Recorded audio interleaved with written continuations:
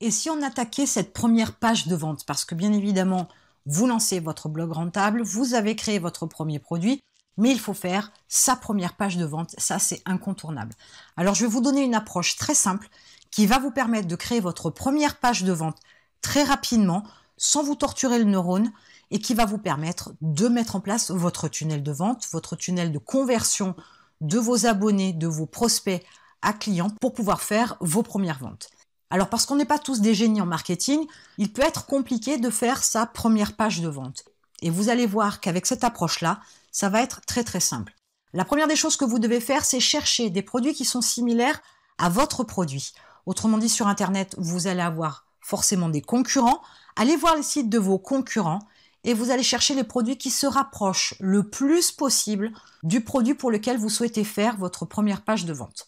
Une fois que vous avez trouvé ces produits-là, l'étape suivante, c'est de trouver les pages de vente de ces produits-là. Dans les pages de vente de vos concurrents qui sont un peu plus aguerris que vous allez trouver tout un tas d'informations. Donc, ce que vous allez faire une fois que vous avez trouvé les pages de vente, vous allez décortiquer ces fameuses pages en cherchant les arguments, les contre-arguments, les freins, les approches qu'ont vos concurrents pour pouvoir vendre leurs produits qui sont relativement apparemment similaires aux vôtres. Et vous allez écrire, parce qu'il est important d'écrire, vous allez écrire toutes ces informations-là dans des listes différentes. La liste des arguments, la liste des freins, la liste des contre-arguments. Vous allez aussi noter à part ce qui a été mis en avant sur la page. Est-ce que ce sont des vidéos? Est-ce que ce sont du texte? Est-ce qu'il y a des textes un peu plus gros, un peu plus petits, avec des couleurs spécifiques? Est-ce qu'il y a des images bien spécifiques? Est-ce qu'il y a des appels à l'action particuliers? Tout ça, vous allez le mettre par écrit, décortiquer chaque page de vente pour pouvoir avoir une synthèse de ce que possèdent ces pages de vente-là et qui vont vous servir à créer votre première page de vente. Vous allez donc vous inspirer de tout ça une fois que vous l'avez fait. Alors ne vous limitez pas à une page. Dans un monde idéal, si vous trouvez 5 pages de vente, ce serait bien parce que vous risqueriez avec ces 5 pages de vente d'avoir la panelle complète de tout ce qui peut vous intéresser. 5 c'est bien, 10 ce serait énorme, mais ce serait mieux, pourquoi pas, vaut mieux trop que pas assez. Mais avec 5 déjà, vous devriez avoir fait le tour. Vous allez donc vous inspirer de tout ça et vous allez faire une synthèse de tous ces arguments, contre-arguments, freins, etc. Et voyez ce qui se répète. Vous allez retrouver des freins similaires dans toutes les pages de vente. Vous allez trouver des arguments similaires dans toutes les pages de vente. Donc, vous faites cette synthèse-là et c'est ce qui va vous aider à écrire votre page de vente. Je ne parle même pas de page de vente vidéo.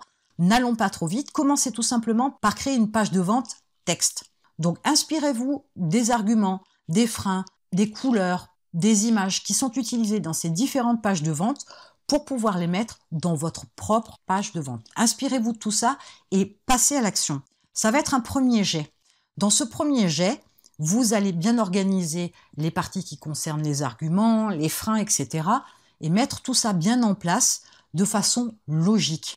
Une fois que vous avez créé votre première page de vente, vous allez bien sûr l'éditer. Mettez-la en page, faites de façon à ce qu'elle soit le plus agréable possible visuellement, que le texte soit relativement aéré. N'essayez pas de trop charger non plus et n'oubliez pas surtout que ce n'est que votre première page.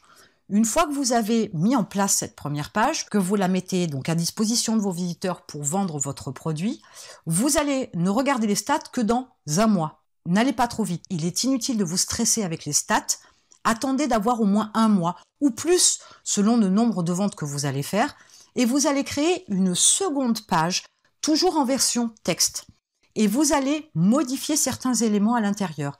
Vous allez avoir du recul sur la situation, vous allez avoir du recul sur votre produit. Entre la première page et la deuxième page, le temps se sera écoulé, vous aurez acquis d'autres connaissances, peut-être d'autres compétences, et c'est ce qui va vous permettre aussi d'améliorer cette deuxième page. Et une fois que vous avez créé cette deuxième page, différente de la première, sur quelques points, pas trop, juste sur quelques points, vous allez dorénavant faire un test qui va tout simplement consister à envoyer 50% de vos prospects sur la première page et 50% de vos prospects sur la deuxième page. Puis dans 1, 2, 3, 4 mois ou plus, lorsque vous aurez fait plusieurs ventes avec ces deux pages, vous pourrez analyser les résultats. Si effectivement vous avez une page qui convertit à 10% alors que l'autre convertit à 25%, eh bien vous allez tout simplement supprimer la première page, celle qui convertit à 10%, et ne laisser que celle qui convertit à 20% et plus. Et bien évidemment, puisque vous avez fait le test une fois, c'est à refaire par la suite. Vous allez faire à nouveau une deuxième page dans quelques mois, en améliorant bien évidemment celle que vous avez laissée, de façon à pouvoir, une fois de plus, faire des tests et analyser les résultats, de façon à améliorer davantage votre page de vente. Et c'est à ce moment-là que vous pourrez passer sur une page de vente en vidéo. Pourquoi attendre ce passage-là et pourquoi ne pas faire directement une page de vente en vidéo? Tout simplement parce que c'est en connaissant les arguments, les freins, les contre-arguments, en connaissant aussi davantage votre audience, que vous pourrez avoir les mots justes, que vous aurez les arguments qui sauront convaincre, que vous saurez là où il faut appuyer et là où il faut être plus léger, là où il faut convaincre et là où il faut laisser le prospect se convaincre lui-même dans sa démarche. Et c'est la même chose pour les appels à l'action.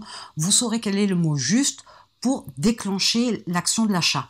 Et tout ça, une fois que vous le saurez, sera beaucoup plus convaincant avec un passage en vidéo que si vous démarrez tout de suite avec une vidéo où vous n'avez pas les mots, où vous n'avez pas les bonnes tournures, où vous n'avez pas les bonnes approches, les bons arguments pour pouvoir amener vos prospects à l'achat. Donc commencez tout simplement par du texte et ensuite améliorez votre page de vente texte et passez par la suite en vidéo quand vous êtes convaincu que votre page de vente est la bonne et celle qui convertit le mieux, de façon à pouvoir avoir une page de vente vidéo qui soit efficace. Là aussi, je vous dirais qu'il est toujours possible d'améliorer votre page de vente vidéo parce que la vidéo n'a pas le même impact que le texte, parce qu'une vidéo va se regarder en quelques minutes, qu'une page de vente texte, il va falloir la descendre et qu'à un moment donné, il y a des gens qui se lassent quand elle est trop longue, par exemple. Une page de vente vidéo peut être beaucoup plus courte, les informations vont être contenues dans la vidéo, mais là aussi, il faut le ton, il faut les mots, etc. Donc c'est quelque chose qui s'améliore au fur et à mesure. Mais commencez simplement en vous inspirant de ce que font vos concurrents sur leur page de vente dans la vente de produits similaires aux vôtres. Ne cherchez pas à créer quelque chose d'extraordinaire au début, surtout si vous n'avez pas de connaissances en marketing. Ce serait dommage de perdre du temps et de vous torturer les neurones sur cette fameuse page de vente, alors que d'autres ont déjà fait le travail. Il suffit de vous en inspirer. Et en attendant, je vous retrouve de l'autre côté.